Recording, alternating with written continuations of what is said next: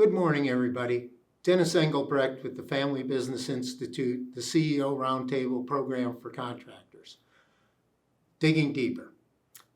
Today's discussion is around today's estimate. And what do I mean by today's estimate? Well, we've gone into a construction slowdown, largely caused by the pandemic, but other issues out there in the marketplace as well. And all of a sudden, we're in this place where our backlog may be shrinking.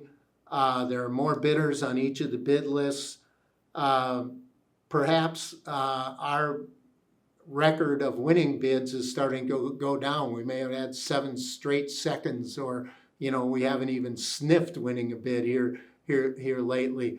But there's a psychological effect that takes place in estimating, and that's what we want to talk about today. Basically, today's estimate is not the same as yesterday's estimate. And why? Well, it's the psychological impact of these changes in the market. Estimators don't like to lose, neither do owners. So because we don't like to lose, we want to get our bids more competitive. We want to get them lower. And what are the things that psychologically happen to us along the way? Well, we take the fluff out of the bid, right? So now, thinking back a year or so ago, industry's hot, backlog's full, we have no more personnel. We could do this job, but we really don't need this job. Well, the estimator's putting a little bit extra fluff in that bid, maybe a little extra contingency. Well, now he's eliminating the contingency. He might even leave out the equipment that you own instead of putting in a value for that equipment. They might put in less team costs. Say, well, I'll just spread I'll put 1/3 of a project manager on there instead of 1/2 of a project manager, or I'll leave out the assistant project manager because I know if we put that in, we won't be competitive on this bid.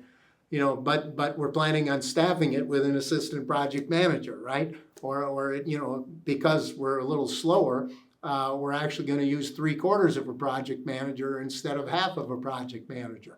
But we don't put in the full team cost. We start to assume higher production rates. All right, even though our production, is proven to be here, they said, well, if I go with our standard production rates, which are not very good, we're not going to be competitive. So I put in a higher production rate that we don't achieve.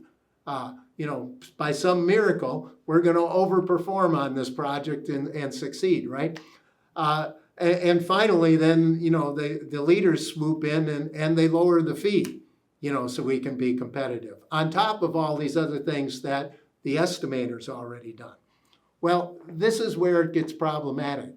You have already lowered your fee, all right? That's really the point of this whole discussion is today's estimate is not the same as yesterday's estimate. And if you don't realize that, and then you lower your fee in addition, and you expect to come out the same place you were coming out, over the last couple of years, it is not going to happen. You're going to get a predictable result. You got less fee going in, and you're going to get less fee coming out. You're going to have more write-downs versus write-ups on your projects as they go along because, we're going to find scope gaps. Those extra costs that we eliminated in the estimate are going to show up. Our production rates are not going to be miraculously fantastic. All right, they're going to be normal.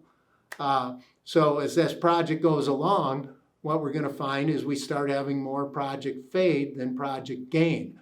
That piles up on top of a lower fee, and we come out on the end with a financial result for the company, which is not what we expected. All right, so let's track back. Okay, yeah, but we have this market, and we have to be here to earn the work. And that may be true. So the key to all of this, and the key to getting a good result for your company is, number one, to understand that today's estimate is not the same as yesterday's estimate, and to be communicating fully between the people setting the fee and setting the expectations and the people who have to run the project to make sure that they understand where the estimate was cut, where things weren't, we didn't have the fluff, but we maybe could use the fluff, or we didn't put contingency in. So, you're not going to make as much on buyout and things like that.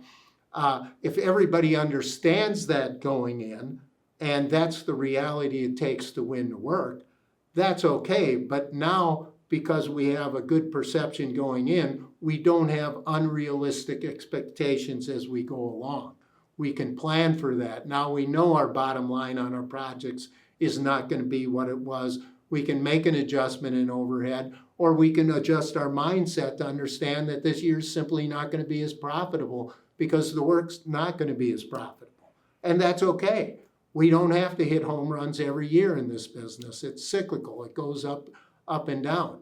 But what we don't want is we don't want you beating up your project team because all of a sudden they're not achieving like last year's projects because they got dealt a tougher hand, a much tougher hand, a no-win hand, perhaps. So if you don't realize that and understand that, and you manage as if these people are failing when they may actually be, doing a yeoman's effort to succeed, you're going to hurt your culture, you're going to hurt your company. So communication, to know what reality is. Reducing expectations, not for performance, but for outcomes, because the outcomes are going to be worse. And making sure then, any effect on bonuses or incentive systems that you may have, all of those are taken into consideration because, what's coming out of estimating is simply going to be different. So your reward systems are probably going to be effective. So how are you going to deal with that? It could be that, nobody gets a bonus this year because performance won't be there. But make sure, again, you make a decision about that and you're planful and you do the right thing for your organization. So again, remember, today's estimate is not the same as yesterday's estimate, and know that and adjust to it. Again, Dennis Engelbrecht, Digging Deeper. Thanks for tuning in.